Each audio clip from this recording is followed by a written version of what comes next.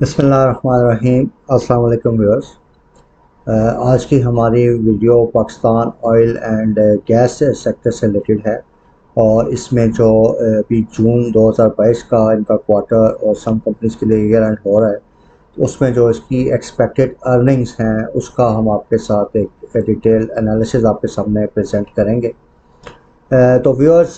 पिछले साल में जो oil and gas exploration sector है उसको काफ़ी बेनिफिट हुआ due to the surging international oil prices और पाक रुपी डिप्रिसिएशन की वजह से। और पिछले साल में यानी क्लोजिंग की बेसिस पे अगर हम देखें तो ऑयल प्राइसेस हैं वो तकरीबन 71% बढ़ी हैं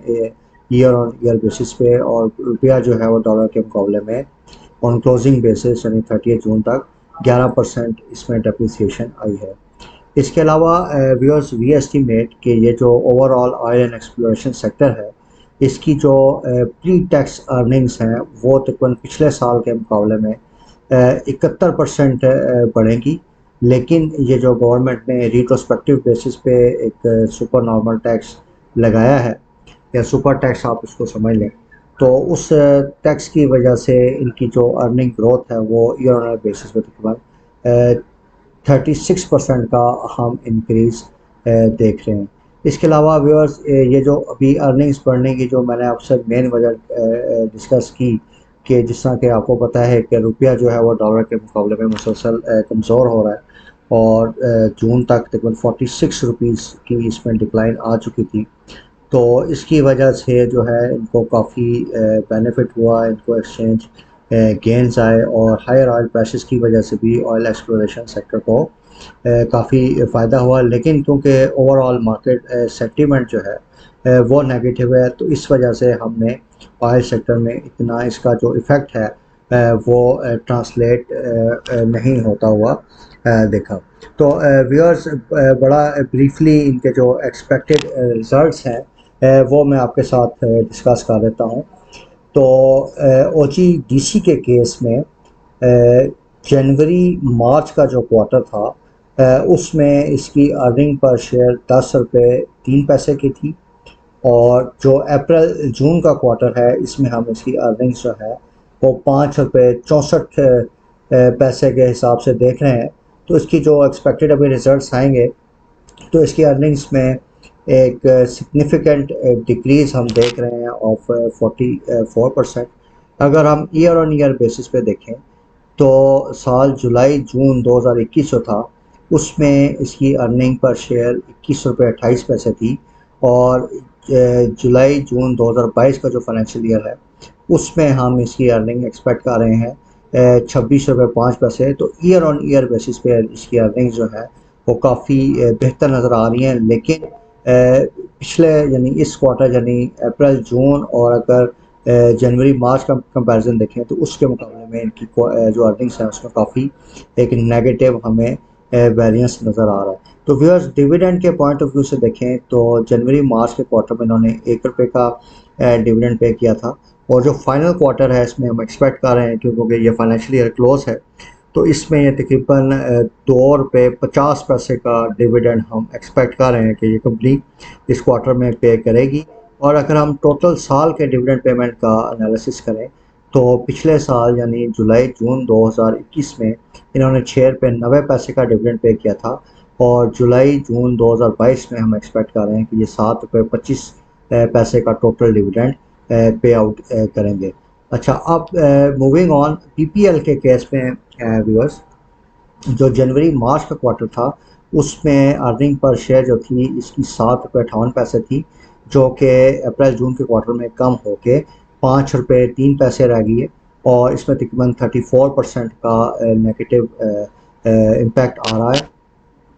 और अगर हम ईयर ऑन ईयर बेसिस पे देखें तो उसमें जो पीपीएल की अर्निंग थी फाइनेंशियल ईयर जुलाई जून 2021 में वो 19 रुपये 27 पैसे थी, और जुलाई जून 2022 में भी एक्सपेक्ट की अर्निंग्स बढ़ के 24 रुपये 26 पैसे पे आ जाएंगी। इसी तरह अगर हम डिविडेंड पर शेयर देखें तो फर्स्ट क्वार्टर में इन्होंने किसी किस्म का डिविडेंड नहीं दिया, लेकिन जो इस फाइनेंशियल ईयर का सेकंड क्वार्टर था,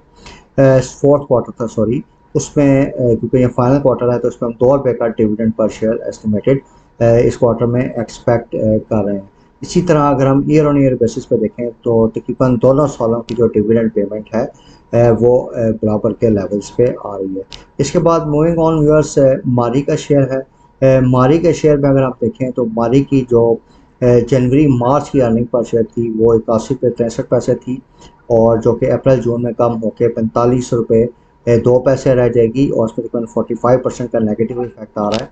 और उसके साथ अगर हम ईयर ऑन ईयर बेसिस पे देखें तो इसकी अर्निंग्स फाइनेंशियल ईयर 2021 में 235 रुपये 71 पैसे थी, जो कि अभी हम जुलाई जून 2022 में 250 रुपये 86 पैसे में देख रहे हैं। और इसी तरह अगर हम डिविडेंड पेमेंट यानी पर शेयर डिविडेंड पर शेयर के हिसाब से देखें तो क्योंकि ये फाइनल क्वार्टर है तो इसमें हम 80 रुपये पर शेयर का जो है डिविडेंड एक्सपेक्ट कर रहे हैं फ्रॉम मारी। और अगर हम फाइनेंशियल ईयर की बेसिस पे देखें तो दोनों सालों में तकरीबन डिविडेंड पेमेंट इनकी ऑलमोस्ट सेम आ रही है। So moving on viewers to the पाको, अगर हम पाको का देखें तो उसमें जो अर्निंग पर शेयर है once again quarter on quarter basis पे उसमें 33% का डिक्लाइन है। और डिविडेंड पर शेयर लेकिन हम देखें तो पाको के केस में एक अच्छी एक्सपेक्टेशन है कि पाको में डिविडेंड पर शेयर जो है फोर्थ क्वार्टर में यानी जो जून की अनाउंसमेंट आएगी उसमें हम 35 रुपये का डिविडेंड पर शेयर एक्सपेक्ट करें। और अगर हम फाइनेंशियल ईयर की बेसिस पे देखें तो व्यूअर्स उसमें पिछले साल यानी जुलाई जून 2021 में इन्होंने 50 रुपये का डिविडेंड पे किया था, और इस साल यानी जुलाई जून 2022 में हम एक्सपेक्ट कर रहे हैं कि ये 55 रुपये का डिविडेंड पे करेंगे। तो in nutshell viewers, oil and gas sector का अगर हम देखें तो फोर्थ क्वार्टर के रिजल्ट्स जो हैं वो तकरीबन सारी कंपनीज़ के